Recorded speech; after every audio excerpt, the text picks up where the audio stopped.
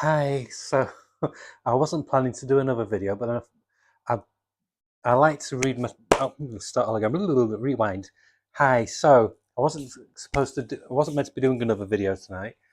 But what I like to do, I like to read my 2000 AD progs when I get about three or four of them. They just read better when you read them all together. And now I've read so I had three to read. I read the first two, and now I'm on my third one. But the third one, but give it a mention. I'll do a video of it because this is like a perfect jumping on point. Every 3 or 4 months, 2000 AD kind of runs to the end of most of the stories, and then they have a special bumper issue. And they have with this one, it's 48 pages, wonderful cover. Just look at that. The lights are shining on it, but yeah, really, really cool cover. Don't know if you can see it. What's cool about it, well, there's like hidden Easter eggs. So you've got Esquire Street. Um, there's another one that I saw as well. Where was it? Yeah, Wagner Street at the top. So there's a few hidden gems if you study the cover, but it's really, really good. Very cyberpunky looking. I love like the rain effects on it. So the cover is by Tony Harris, who's an American artist, I think, if I remember rightly. But yeah, so 48 pages, so it's dearer than normal. It's $4.99, so it's not too bad. I mean, you get that's 48 pages, not like American comics where you get loads of adverts. So you get with these special jumping on ones, it's when they've run to the end, and the majority of the time, it's just one story in here, which is the final episode of that story. But the rest in here are brand new stories or one shots. So it's like a refresher, wipe slate clean, so you can jump on with this issue, which I do recommend. Like I said, it's just come out this week. So there's 5 stories in here, and they are quite lengthy as well because we're having the extra pages. In fact, I would love 2000 AD to be bi-weekly on $4.99 like this, because it really is a nice format like this. So they have the first story, which is a Judge Dredd one called The Truth Bomber, written by Ken Neiman, artwork by PJ Holden, who's becoming a firm favourite of mine now. He's an artist from Ireland. And this Judge Dredd story features the return of this character here. And what's good about this issue, it leads into his story after the one-page advert. So he's called Chomsky's Law, and they did a series a while ago. What I found with 2008, it's like DC. They like having apes and gorillas and monkeys in the stories, and this is one of the characters. So this is Chimsky. He's basically a sentient monkey. So and he lives in a mega he lives in mega city, and yeah, this is his adventures. He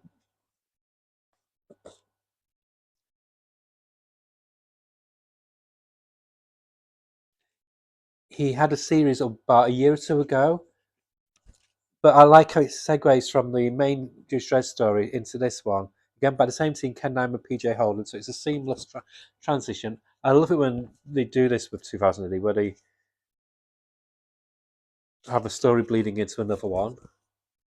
It means you don't have to wait to next issue for the second part. And the art is just gorgeous. Look at those colours. So that's the start of a new story, Chimsky's Law. Then you have Portals and Black Goo, which has been a really fun mix of Cthulhu and Lovecraft and um, um, food couriers.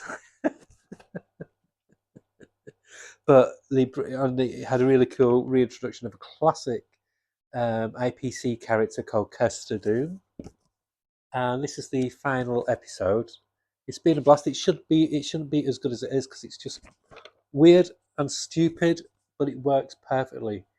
Only in the UK. This wouldn't work in America. It's like Attack the Block, where it's basically Predator on an estate, a council estate. It's the same kind of vibe. So this is the final episode, and then they have a really gorgeous, in a grim and gruesome kind of way, um, one shot, but it's been 48 pages. It's a 10-page story, or even 12-page, and it's one of the Dead World's part of the Dead World series. It's called The Fall of Dead World, Blow by Blow. Keck W's the writer. Apparently he's an artist as well, but he does like proper art, not comic art. It's proper. Oh, shut up! It's late. And art by Dave Candle. The artwork is just beautiful. If you could call somebody being flayed alive beautiful, but these 2000 AD have this perfect way of blending horror with sci-fi in a very cool, unique way.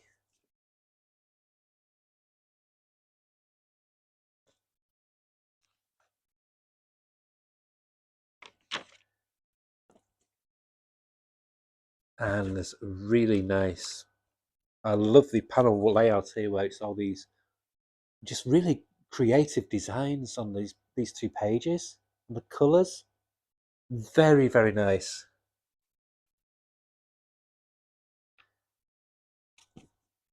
And then the final story is quite a chunky one. I think it's about 16-page story or something. And it's New Earth War Tales. So New Earth War Tales. It's set in the world in the universe of Rogue Trooper, but Rogue Troopers, like the side characters in these tales, they focus more on the periphery characters, the ones who are either with the Southers or the Norths, or just part of the New Earth landscape. And this one is really special because it's got writing by Gordon Rennie, who's a solid writer, but more importantly, it's got artwork by Colin McNeil, whose artwork has really evolved over time. He's always been good. He did the America story, Judge Dredd story, which was really nice, painterly style, but he's now really moved on to like this really unique ink style. It's almost like a more. It's got kind of got the. It's got kind of like got elements of Mike Mignola without looking like Mike Mignola. If you understand what I mean, where it's like a heavy black inking for shadows. There's not much cross hatching. It's quite solid, and it looks so nice. And the colors on this, the colorist on 2000 AD is some of the best colors you can get in comics, which is funny when you think that 2000 AD, when it started, they just had like 2 pages of color and the rest of it was black and white. But they really do amazing color work on the pages of this comic.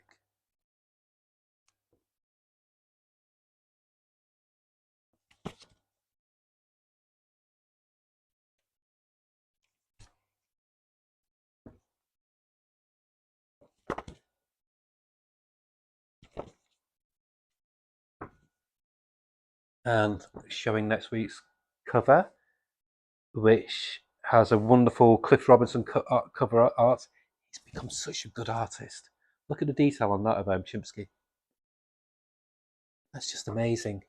So, if you've ever felt like I'd like to just try an issue of 2000 AD, now's your chance. Like I said, it's a really thick 48-page comic. Perfect jumping on point. Like I said, there's just one story, which is about 6 or 8 pages, which is carried on from the previous issues. But the rest are all new stories, so it sets the groundwork for stories to come next week. And yeah, couldn't recommend it higher enough. What I'm going to do, I'm just going to pause the video for a second, and I'm going to give you a look at another comic I got this week, which is the latest issue of Battle Action. Instead of bothering to do another video, it's just easy showing it now. Okay, so this is Battle Action issue 8, volume 3. And there's going to be 10 issues in total. I have highlighted all the other issues in this volume. So this issue features Johnny Red and then Nina Petrova and the Angels of Death, which is one of the characters from Johnny Red, but in her own strip. She's basically Johnny Red's other half. And that is written by Torrin Grombeck, who's done a lot of work for Marvel, and particularly she's done quite a bit of Punisher. She did Carnage.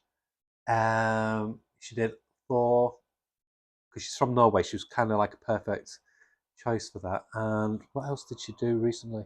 Oh, Catwoman as well. She's doing, which is good. I do recommend trying that. I just had to cut back, so I had to stop it.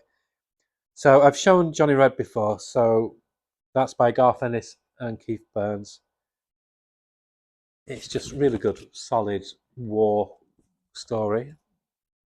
Garth Ennis has got a real wow. I've not looked at this myself yet. I've not got around to reading it, but oh my god, possibly the most action packed double spread page of a comic of the year. Let that just sink in. I'm going to hold this up for a few seconds so you can have a look. That is amazing. I do like this artist, but he seems to have just upped his game just with this spread. He's never done anything as dynamic as that before. That's just fantastic. And then just really, really nice because it's not an easy thing to draw or write about. Is basically just fighting fights. I mean, dog fights is just not something that conveys well normally in comics, but they've managed to do a really good job. And they give a little, Garth Ennis gives like a little essay on here. About the history of battle. That he said that's his favourite comic of all time, is Battle. And then we go on some news story, but like I said, it's written by Torrin Grombeck and artwork by Patrick Goddard. She's another one who's a real die-hard war buff. I do recommend checking out the 2000 AD In Orbit every Wednesday episode on YouTube for this week because she's on it. Oh my god, I was laughing so much. She looks like an angel. She's got the language of a sailor. Put it that way. She's really really good. She's so funny. Such a great personality. It's a really really fun episode. So I do recommend checking that out. But the artwork is again really really nice. This is I'm not. I'm going to be reading this tonight before I go to bed. And it's again some really good aerial fights captured on there. And then next month, Johnny Red carries on and Dredger's back, which is drawn by John Higgins, of colorist of Watchmen. So can't wait for that, and I'll give a look at that. But what I wanted to highlight, Torrin Grombeck is known for a writer. She's known as a really good, solid writer. But what people don't realise is that she's a really good portrait artist, and she has done this cover. She painted that. Go, just getting out of the light. I mean, just look at the detail on that face, and it's so almost like photorealistic. Really, really good painterly skills. Who knew? Hey, that is amazing. So, these are two comics that are really different in style, but both really necessary reads. Really, really good. Really, really, really. But like I said, this was mainly to highlight this one. Really excellent jumping on point if you want to try 2000 AD for the first time, or if you've had it in the past but you've just dropped off the bandwagon. This is a good jumping on point. Battle Action, you can get the back issues of this on 2000ad.com. I feel like I'm their unofficial sponsor. It should be the other way around, but there we go. But yeah, really good. And like I said, just look at that cover. So the British comics industry is still going strong, and I shall do some more videos next week, most likely. Bye.